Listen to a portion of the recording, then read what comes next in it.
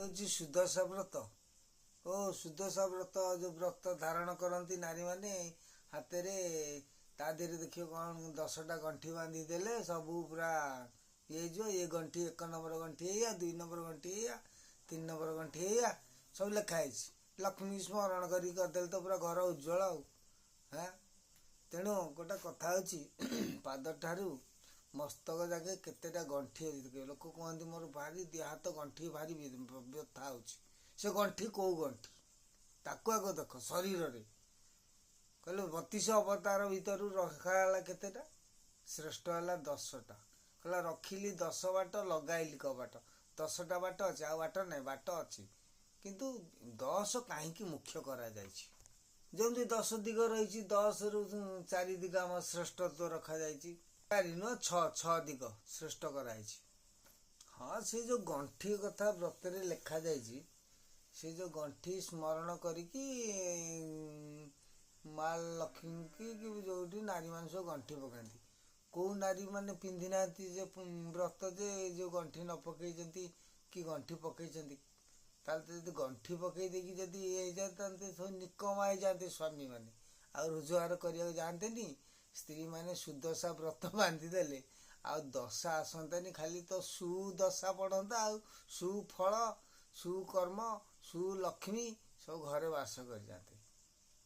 ଆରେ ସେଇଟାର ଅଲଗା ଅଛି। ଲୋକ କଥାରେ କଥାରେ କହନ୍ତି ନା ଆଜି ଏତେ ପରିଶ୍ରମ ଏତେ କଷ୍ଟ କାମ କରିଛି ଯେ ମୋ ଗଣ୍ଠି ଫଣ୍ଠି ସବୁ ଦର୍ଜ ହେଇଛି। ସେ ଗଣ୍ଠି କେଉଁ ଗଣ୍ଠି ଅଛି? ଯେମିତି ଆମର ଯୋଗାସନ କେତେ ଅଛି? ଅଷ୍ଟାଙ୍ଗ ଯୋଗ ଅଛି। କେତେ ଅଙ୍ଗ ଯୋଗ ଅଷ୍ଟାଙ୍ଗ ଯୋଗ କରିବା? ଯୋଗ କେତେ ଅଛି? କେତେ ପ୍ରକାର ଯୋଗ ଆସନ ଅଛି? ତା ଭିତରୁ ଶ୍ରେଷ୍ଠ ଆସନ ହେଉଛି କେତେଟି? ନା 10ଟି। ତା ଭିତରୁ ସର୍ବଶ୍ରେଷ୍ଠ ଗୋଟିଏ ଆସନ ହିଁ ସର୍ବଶ୍ରେଷ୍ଠ ଆସନ, ଯାହାକୁ ଯୋଗୀ ମୁନି ଋଷି ତପସ୍ୱୀ ଏମିତିକି ମହାଦେବଙ୍କଠୁ ଧରି ବ୍ରହ୍ମା ବିଷ୍ଣୁ ମହେଶ୍ୱର ସମସ୍ତେ ସେଇ ଗୋଟିଏ ଆସନକୁ ଭଲ ପାଆନ୍ତି, ଯେଉଁଟା ହେଉଛି ପଦ୍ମାସନ। ସବୁ ଜିନିଷର ଗୋଟେ ମୁଖ୍ୟ ତତ୍ତ୍ୱ ରହିଛି। ତାକୁ ଯେପର୍ଯ୍ୟନ୍ତ ନ ବୁଝିଛେ ନ ଜାଣିଛେ ହବନି। ଆମର ଯେଉଁ ଆସନ ସଂଖ୍ୟା ଅଛି ସେଥିରୁ ଆସନ ଭିତରୁ ଶ୍ରେଷ୍ଠ ଆସନ ପଦ୍ମାସନ। ଆମ ଶରୀର ଭିତରେ କେତେ ନାଡ଼ ଅଛି? ସେ ନାଡ଼ ଭିତରୁ କେତେଟା ନାଡ଼ ଭିତରୁ 10ଟି ନାଡ଼ ଅଛି ଶ୍ରେଷ୍ଠ। ସେଇ 10 ନାଡ଼ି ଭିତରୁ ଆଉ 3ଟି ନାଡ଼ି ହେଉଛି ଶେଷ। 3ଟି ନାଡ଼ି ହେଉଛି ଶ୍ରେଷ୍ଠ। ଇଳା ପିଙ୍ଗଳ ଶିଶୁମୁନା, ବା ଯେଉଁଟା କହିଛନ୍ତି ବ୍ରହ୍ମା ବିଷ୍ଣୁ ମହେଶ୍ୱର, ବା ଅନ୍ୟ ପଥରେ କୁହାଯାଇଛି ଯେ ଗଙ୍ଗା ଯମୁନା ସରସ୍ୱତୀ। ତେଣୁ ଆମେ ଏ ଗଙ୍ଗାକୁ ଚିହ୍ନି ପାଇଲେନି, ଏ ଗଙ୍ଗା ଯମୁନାକୁ ଚିହ୍ନିଲେନି, ଏ ସରସ୍ୱତୀଙ୍କୁ ଚିହ୍ନିଲେନି, କିନ୍ତୁ ଆମେ ଯାଇକି ତ୍ରିବେଣୀରେ ବୁଡ଼ ପକାଉଛେ। ନିଜକୁ ଆଗ ଶୁଦ୍ଧ କର, ତାପରେ ସାଧୁ ହେଲେ ଯାଇକି ତ୍ରିବେଣୀରେ ଯାଇକି ବୁଡ଼ ମାରିବ ବା ଗଙ୍ଗାରେ ଯାଇକି ପାପ ଧୋଇବ। ଆଗ ତ ଯେଉଁ ଶରୀରଟି ଏପର୍ଯ୍ୟନ୍ତ ନିଜେ ନିଜର କାୟା ମନ ବାକ୍ୟ ଶୁଦ୍ଧ ହେଇନି, ସେ ଯାଇ ଗଙ୍ଗା ନଦୀ କଲିକତା ହାଉଡ଼ା ପୋଲ ତଳେ ଯାଇକି ବୁଡ଼ ପକାଇଦେଲେ ଶୁଦ୍ଧ ହେଇଯିବ କି? ସାଧାରଣ ଲୋକର ଏଇ ହେଉଛି ଅସାଧାରଣ କଥା। ତେଣୁ ଘରେ କହିଛନ୍ତି କାଲି ସୁଦଶା ବ୍ରତ ଥିଲା ଆଉ ଆଣିଲନି ବ୍ରତ ଏକା ସବୁ କିଣୁଛନ୍ତି, ଏଇଭଳିଆ ସବୁ କଥା। କିରେ ସୁଦଶା ବ୍ରତ, ଯଦି ସେଇ ସୁଦଶା ବ୍ରତ ଯଦି ଆମେ ବାନ୍ଧିବା, ଗଣ୍ଠି ପକେଇବା, କେଉଁ ଗଣ୍ଠି ପଡ଼ିବ? ଶରୀରରେ କେତୋଟି ଗଣ୍ଠି ଅଛି?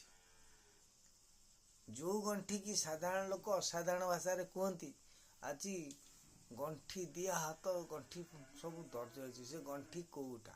ଆଉ କେତୋଟି ଗଣ୍ଠି ଅଛି? କେତୋଟି ଗଣ୍ଠି ଭିତରୁ ସବୁଠାରୁ ଶ୍ରେଷ୍ଠ 10 ଗଣ୍ଠି ଏ ବ୍ରତରେ ଅଛି।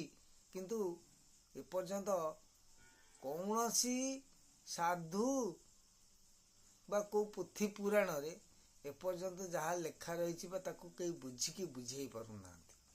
କିନ୍ତୁ ସେଇ ସୂତାରେ ଗଣ୍ଠି ପଡୁଥିବ, ସମସ୍ତିଙ୍କ ନାରୀମାନେ ପିନ୍ଧୁଛନ୍ତି, କିନ୍ତୁ ସେ ଗଣ୍ଠିର ମର୍ଯ୍ୟାଦା କ'ଣ ସେ ନାରୀଙ୍କ ଅଗୋଚର, ଜଣା ନାହିଁ। ଆଗ ସେଇଥିପାଇଁକା ଏ ଶରୀର ତତ୍ତ୍ୱରେ କହୁଛି, ଆଗ ଶରୀରରେ କେତୋଟି ଗଣ୍ଠି ଅଛି, ପାଦଠୁ ମସ୍ତକ ପର୍ଯ୍ୟନ୍ତ କେତେ ଗଣ୍ଠି ତାକୁ ଆଗ ଦେଖ।